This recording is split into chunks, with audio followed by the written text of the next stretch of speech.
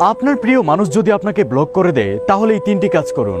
এক, নিজের আত্মসম্মান বিসর্জন দিয়ে কারো কাছ থেকে ভালোবাসার আশা করবেন না। যেই মানুষটা আপনাকে ব্লক করেছে সে যদি আপনাকে বিন্দু পরিমাণ ভালোবেসে থাকে তাহলে সে নিজে থেকে আপনাকে আনব্লক করবে। দুই, বিভিন্ন ফেক আইডি খুলে তাকে মেসেজ দিবেন না, তার রাগ ভাঙানোর চেষ্টা করবেন না। তাতে করে সে আপনাকে সস্তা ভাববে, আপনাকে মূল্যায়ন করবে না। একটা কথা সবসময় মনে রাখবেন, সস্তা জিনিসের মূল্য কেউ দিতে চায় না, আর আপনি মানুষ, আপনার নিজের মূল্যটা আপনার নিজেকেই বুঝতে হবে।